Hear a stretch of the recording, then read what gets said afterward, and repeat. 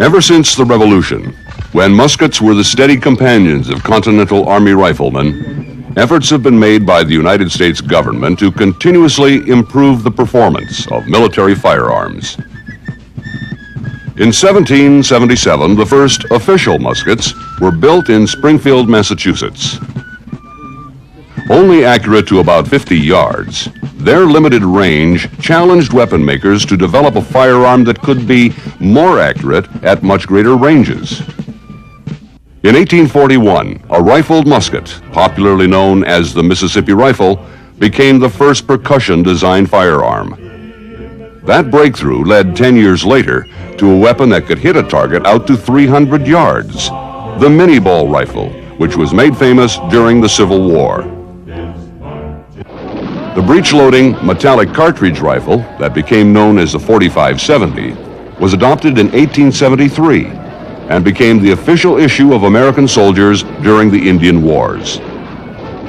Adopted just in time for the Spanish-American War of 1898 was a bolt-action, magazine-fed weapon made by Krag Jorgensen. Unfortunately, soldiers armed with the new Krags found that they were being outranged and outshot by the German-developed Mauser. In 1904, a modified German Mauser, chambered with a new .30 caliber rimless cartridge, was issued, but proved little better than the Krag. It wasn't until 1906 when a new bullet based on the pointed Spitzer was developed, resulting in the World War I Springfield rifle. The M1 Garand rifle, first introduced in 1936, replaced the Springfield. Featuring a gas-operated rotating bolt, the .30 caliber firearm was a steady performer during both World War II and Korea. Replacing the M1 in 1957 was the lighter M14, a 7.62 millimeter rifle with a detachable 20-round magazine, which could fire both single shots and automatically. 20 years later, a 5.56 millimeter rifle, the M16, with an effective range of 460 meters, replaced the M14 and became the soldier's best friend in Vietnam. It fired the lighter ammunition much faster.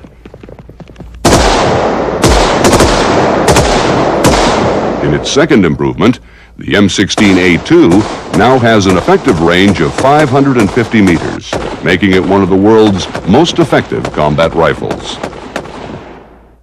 Why then does the military need a new rifle if the M16 meets its toughest combat standards? Because riflemen will need a weapon with significantly higher hit probability on the projected highly lethal battlefield of the 21st century.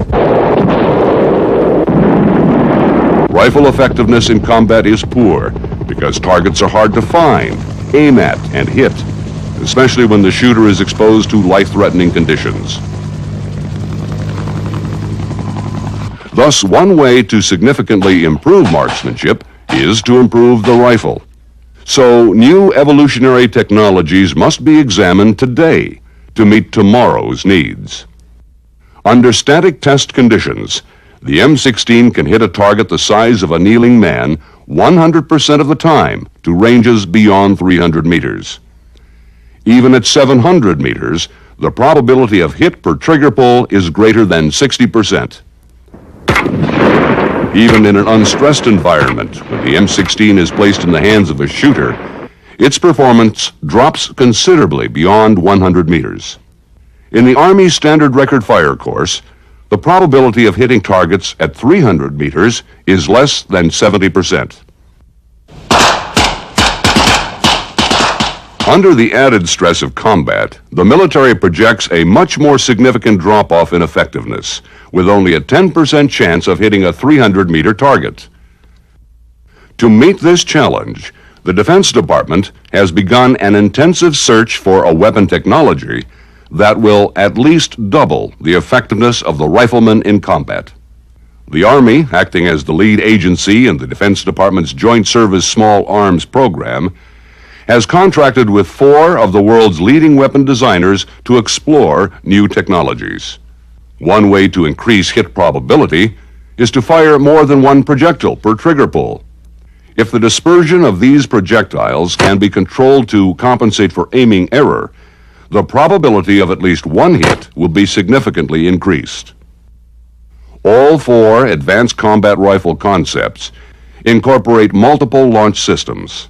The prototypes were developed by AAI Corporation of Hunt Valley, Maryland, Colt Industries of Hartford, Connecticut, Heckler & Koch of West Germany, and Steyr-Mannlicher of Austria.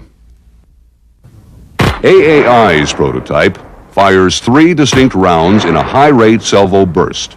The 3 rounds, fired at a rate of 1,800 rounds per minute, are perceived by the shooter as 1 round. The weapon will also fire 1 round per trigger pull in a semi-automatic mode. The magazine holds 30 rounds. The long profile of the weapon aids the shooter in the quick or point-fire situation. The iron sights can be replaced with an optic sight for longer range engagements. The AAI weapon fires a 10.2 grain steel dart called a flechette. These thin stabilized projectiles are fired at a muzzle velocity of 4,600 feet per second. The projectile's low drag and high velocity produce an extremely flat trajectory. The flechette's low muzzle impulse permits greater control of the salvo burst. Flechettes have proven to be effective against hard targets and body armor, and have shown to deform and bend in soft targets, making them as lethal as bullets. The Colt weapon has evolved from the M16A2 design. It incorporates a muzzle brake compensator to reduce and control muzzle climb, and an oil spring buffer to reduce perceived recoil from moving parts. Human engineering designs have resulted in a weapon with a sight rib for point fire and an adjustable buttstock to better fit the shooter. Like the M16, the magazine capacity is 30 rounds. This weapon can also be fitted with either iron or optic sights. The 5.56 millimeter duplex ammunition contains 2 bullets in the same cartridge case. For each round fired, 2 bullets travel to the target. The first bullet travels to the aim point, while the second is offset in a controlled pattern. In addition to the duplex ammunition, the Colt weapon can also fire the current M16 NATO standard round. The round would be used primarily for long-range engagements.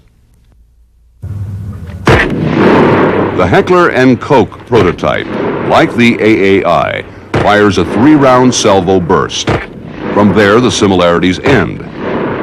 H&K's bullpup design, so described because its working mechanism is housed in the stock, fires caseless ammunition.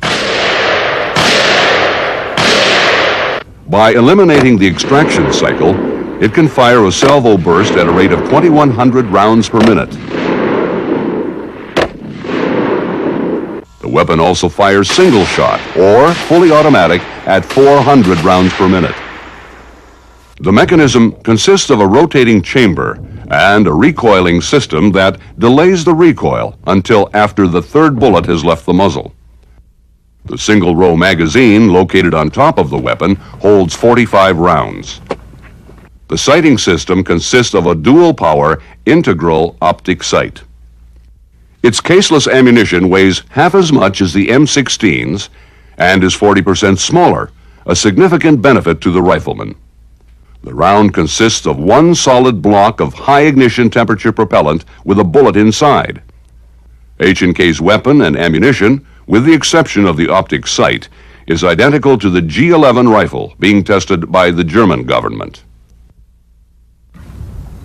The Steyr weapon, also a bullpup configuration, is the simplest design of all the prototypes.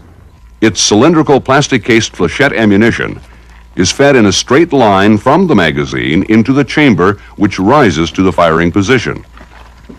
The weapon fires single shot, or a 3-round burst, at a rate of 1,200 rounds per minute. The current magazine capacity of the weapon is 24 rounds. The Steyr weapon can be configured with iron or dual-power optic sights. Its plastic telescope cartridge weighs half as much as the M16 round and is ejected from the bottom, eliminating ejection problems with left or right-handed shooters. The round features a side-initiating primer and fires a flechette at 4,900 feet per second. The various technologies represented by these four concepts will be evaluated in a field experiment with Army and Air Force shooters on a specially designed range. As a control measure, the M16A2 rifle will be used alongside the new weapon prototypes. Not only are the technologies represented by the weapons new, so is the test range, which the Army has designed to measure and assess the effectiveness of the systems. Buckner Range, located at Fort Benning, Georgia, was totally redesigned and instrumented to provide more precise firing information than has ever been gathered before. Run by a specially designed computer system, its two firing lanes, which can be run independently, can present pop-up and moving targets from ranges of 25 meters to 600 meters. The location and behavior of targets have been designed to replicate the large aiming errors experienced in combat. Using curved rods that sense the shock waves created by supersonic projectiles, the system will record where each round penetrates the airspace around the targets out to 300 meters. Thus, the system will be able to measure both hits and misses, providing valuable information to the Defense Department in assessing the effectiveness of the prototypes. Exposure times for these pop-up targets will vary from as little as 1.5 seconds to as long as 10 seconds at longer ranges. Moving targets are located at ranges of 75, 150, and 225 meters. Selected moving targets are also covered by a series of curved rod sensors to maintain the airspace penetration window around the entire 60-foot length of travel. Moving targets are exposed for 3 or 5 seconds. Their two operating speeds of 6 and 12 feet per second simulate walking and running targets. The computers will control the behavior of the targets in the test. Rapidly appearing multiple, stationary, and moving targets will challenge the firers. The system will track every event: when the target is raised, when the round leaves the muzzle, and the time and location of the projectile when it passes through the target area. As the shooter fires, the round penetrates the target or the airspace around it. One computer accurately records where each round goes. A second computer controls the target presentation and data collection and tracks the operational status of each target. This computer also keeps a running total of hits and misses. The operator can rerun, pause, or override target presentations if necessary. Several other features of this system include simulated return fire, which can be triggered if an exposed target is not engaged within a specified amount of time, audible hit indicators, and monitors to record the heart rate of the shooters. To further stress the shooter, the Army and Air Force participants will exercise just before firing and will have the added pressure of team competition. But the primary stress comes from the range itself. Firers won't know which targets will appear, how many will appear at one time, how long they will be exposed, or whether the target will be moving, and if so, how fast. Additional stress will be caused by the wide target area. The results of these tests, scheduled through the end of 1990, will be assessed by the Armed Services' future needs. If these technologies get the go-ahead, U.S. servicemen could have a new combat rifle in their hands by 1996. Crags found that they were being outranged and outshot by the German-developed Mauser. In 1904, a modified German Mauser, chambered with a new .30 caliber rimless cartridge, was issued, but proved little better than the Krag. It wasn't until 1906 when a new bullet based on the pointed Spitzer was developed, resulting in the World War I Springfield rifle. The M1 Garand rifle, first introduced in 1936, replaced the Springfield. Featuring a gas-operated rotating bolt, The 30 caliber firearm was a steady performer during both World War II and Korea.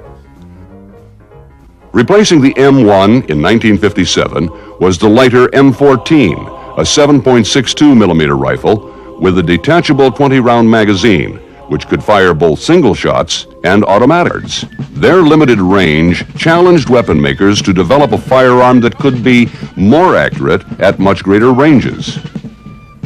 In 1841, a rifled musket, popularly known as the Mississippi rifle, became the first percussion-designed firearm. That breakthrough led 10 years later to a weapon that could hit a target out to 300 yards, the mini-ball rifle, which was made famous during the Civil War. The breech-loading metallic cartridge rifle that became known as the 4570 was adopted in 1873 and became the official issue of American soldiers during the Indian Wars. Adopted just in time for the Spanish-American War of 1898 was a bolt-action, magazine-fed weapon made by Krag Jorgensen. Unfortunately, soldiers armed with the new Ever since the Revolution, when muskets were the steady companions of Continental Army riflemen, efforts have been made by the United States government to continuously improve the performance of military firearms. In 1777, the first official muskets were built in Springfield, Massachusetts. Only accurate to about 50 yards.